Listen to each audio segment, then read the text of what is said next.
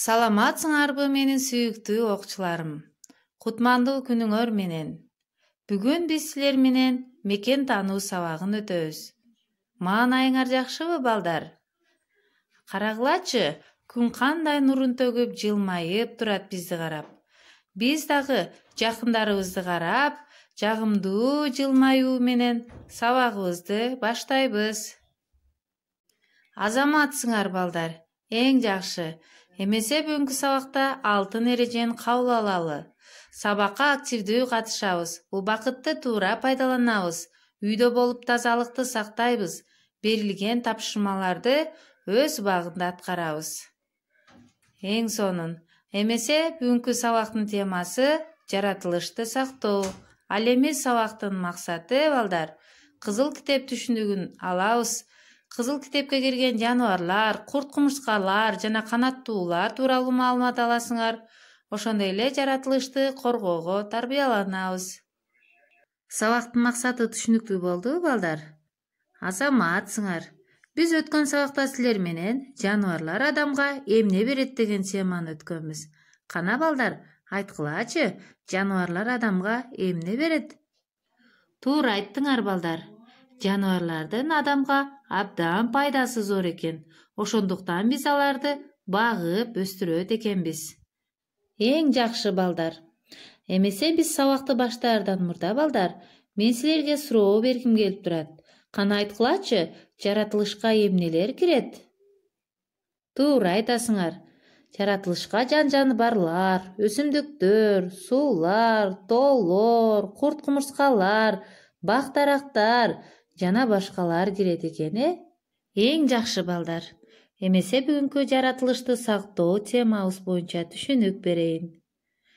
Кызыл китеп жоголуп бара жаткан жаныбарлар жана да аз кездешкен канаттуулар, жаратылыш дүйнөсү кайталангыс, жыландар жана жырткыч айбанаттар, атүгүл сейрек калган гүлдөр, чөптөр корголот дайым кызыл китеп менен. Бул болсо коңгуроону кагып турат, жаратылыш дүйнөсү кооптуу деген.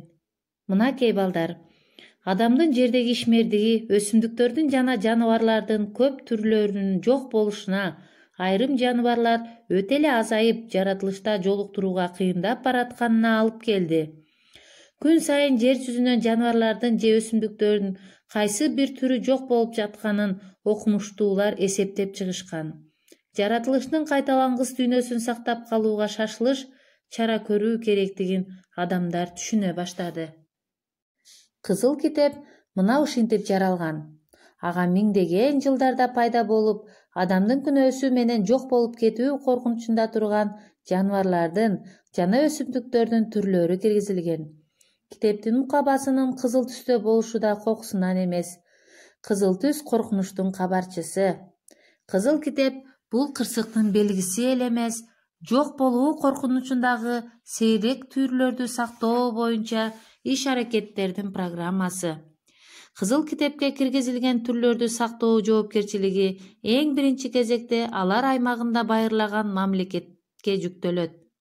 Кыргызстандын кызыл китебине жаныбарлардын, өсүмдүктөрдүн, козу-карындардын 210дон ашык түрү киргизилген. Алар мамлекеттин өзгөчө коргоосунда турат. Ал эми булар болсо Кыргызстандын кызыл китебине киргизилген жаныбарлар жана сойлоочулар.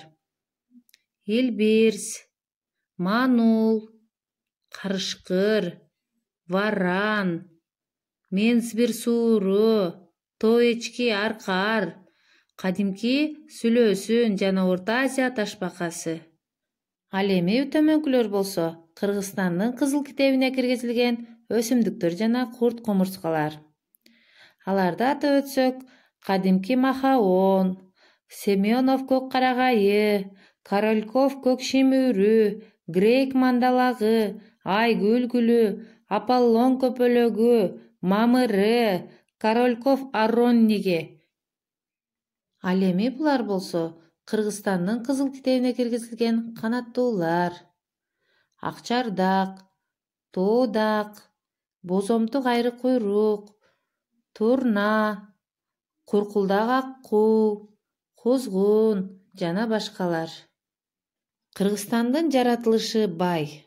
бирок анын байлыгы чексиз эмес. Жаратылышты коргоо адамзаттын эң маанилүү милдеттеринин бири. Жаратылышты сактоо үчүн адамдар өзгөчө корголуучу аймактарды, коруктарды жана жаратылыш парктарын түзүшөт. Бул жерде сейрек кездешүүчү жаныбарлар жана өсүмдүктөр коопсуз болушат. Коруктарда аңчылыкка, балык уулоого, дарактарды кыюуга, чөп чабууга тыюу салынат. Бул жерде өсүмдүктөрдү жулууга, козу карындарды, мөмөлөрдү терүүгө, от жагууга болбойт. Коруктарда курулуш курууга, автотранспорттун жүрүшүнө, жол салууга тыюу салынган. Адамдар коруктарга бара алышат, бирок ал жердин эрежелерин сактоого милдеттүү. Бүгүнкү күндө Кыргызстан аймагында болжол менен өзгөчө корголуучу 100гө жакын аймак бар. Булардын ичинде 10 корук жана 9 улуттук парк бар. Мынакей балдар, ушундай кереметтүү жаратылышыбызды коргоп калуу ар бирибиздин милдетибиз экенин унутпайлы. Азаматсыңар балдар, чарчаган жокпузбу? Келгиле анда чогуу эс алдыруу көнүгүүсүн жасап алалы.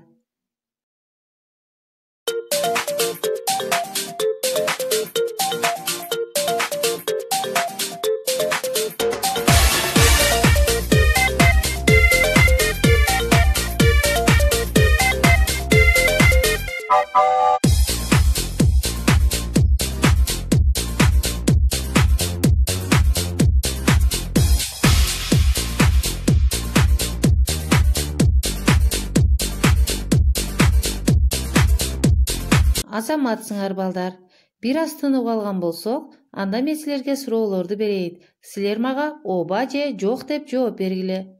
Тоо эчки, аркар, кызыл китепке кирбейт.